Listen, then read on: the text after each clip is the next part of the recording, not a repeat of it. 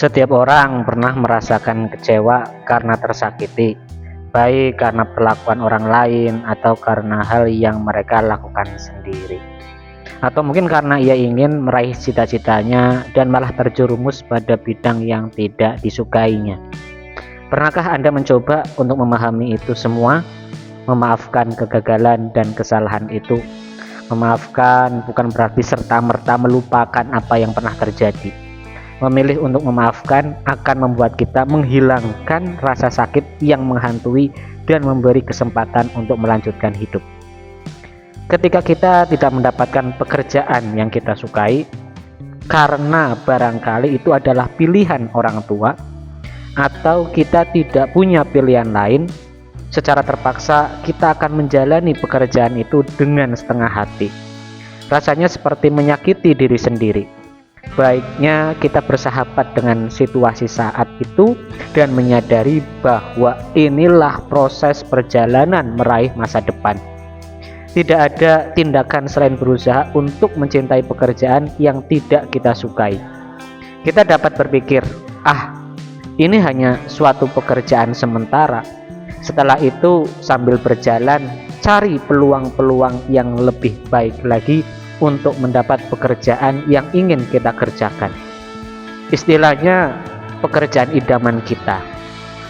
Jika memang tidak ada, cari sisi positifnya. Apa saja yang dapat kita lakukan setelah mendapat pekerjaan itu?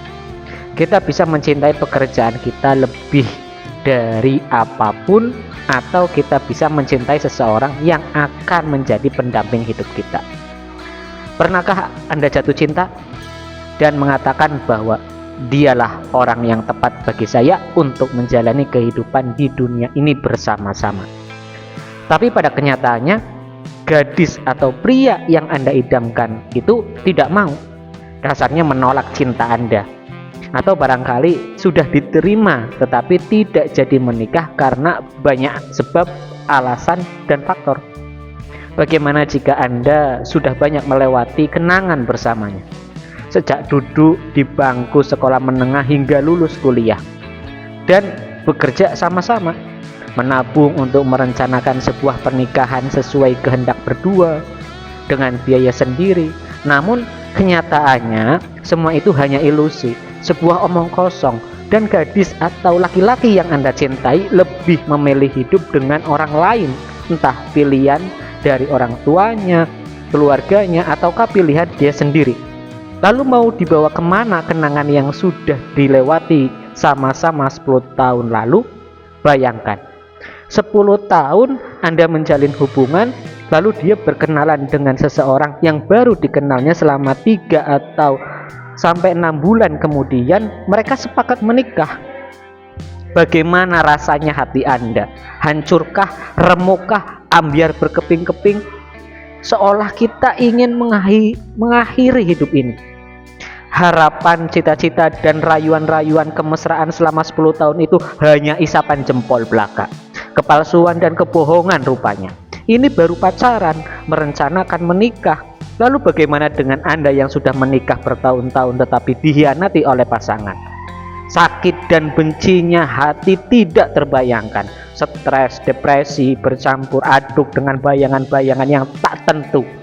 Amarah berkecamuk dalam dada, rasa ingin meledak, dan yang kita bisa hanya meratapi nasib, menangis terseduh-seduh, menguras air mata, memeras setiap jengkal keringat, mengenang kenangan-kenangan indah bersamanya, seolah hanya sandiwara belaka yang tak ada habisnya.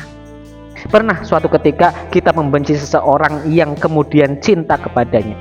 Pernah kita mencintai seseorang tetapi tiba-tiba entah kenapa kita menjadi benci setengah mati kepadanya. Cinta berubah menjadi benci, benci menjadi cinta, teman menjadi lawan, dan lawan menjadi teman. Ini tentang perasaan, bukan pikiran, tetapi yang mempengaruhi adalah pemikiran kita sendiri. Kita lanjutkan hubungan itu atau tidak? Setiap rasa itu pasti ada kadarnya. Seberapa besar kita mencintai atau membencinya. Dalam kehidupan ini selalu ada yang melakukan sesuatu dengan secukupnya, ala kadarnya, juga ada yang kelewatan.